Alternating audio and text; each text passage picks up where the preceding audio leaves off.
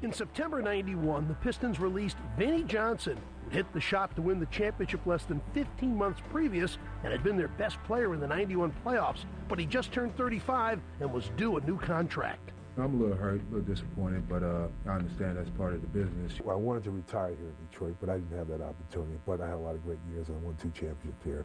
So at the moment, yeah, of course, you're hurt and you're disappointed. Change had already been in the wind that August. James Edwards, also 35 and another key member of the Bad Boys, was traded to the Clippers on the same day they acquired Orlando Woolridge from Denver and Darrell Walker from Washington. Although the Pistons had made the Eastern Finals 5 straight years, they were written off as dead for '92.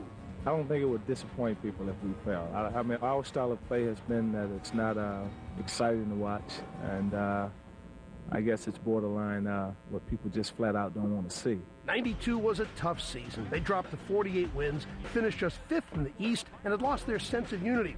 As the playoffs were about to begin against the Knicks, Lane Beer ripped McCloskey, saying the Pistons' family atmosphere had been destroyed.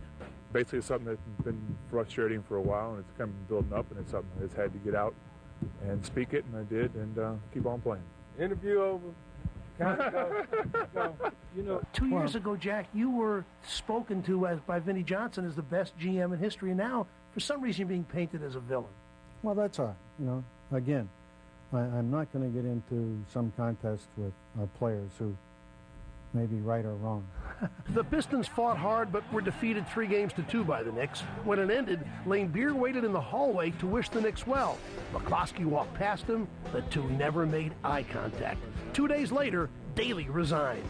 I told the players about 3 weeks maybe before the end of the season, and I said something to the effect, I know you're tired of hearing me after 9 years, but I'm also tired of hearing you. I have not 1 ounce of bitterness. I can only discuss the good times that I've had here, the success. In the audience that day, Rodman hinted at the problems to come. I feel really bothered by this whole situation.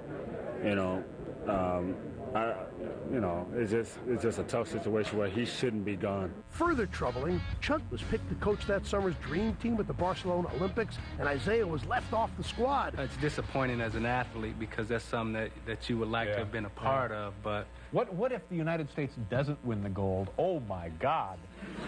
Jeez, I don't think they'll come back. Jordan Magic Barkley and Company easily won gold. Then early in the season, Isaiah made a statement by putting up 44 on Stockton at the Palace. A month later, Karl Malone put 40 stitches in Isaiah's forehead. The Pistons are livid. Isaiah's bleeding. Piston color commentator Ron Rothstein, Chuck's former assistant, replaced him. And a week later, McCloskey resigned as general manager, replaced by Billy McKinney.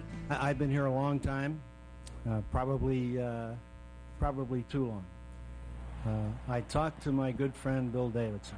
He understood completely and agreed with me and gave me permission to talk to other teams. Jack did leave for Minnesota. The popular John Sally was traded to Miami just before the '93 season, and Rodman became openly defiant, often showing up late for games.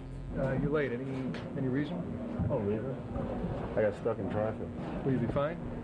I hope so. You anxious to play? Yeah, I'm ready to play. I'm going to play. They fell under 500 for the first time in a decade. In the offseason, Rodman was finally traded to the Spurs for Sean Elliott. Lane Beer retired early in the '94 season, saying that mentally he could no longer give the effort he required of himself. And in the finale of a disastrous 20-win season, Isaiah tore his Achilles tendon, a cruel way to end a Hall of Fame career. With time, we gain valuable perspective. Lane Beer, nearly 15 years later, offers his.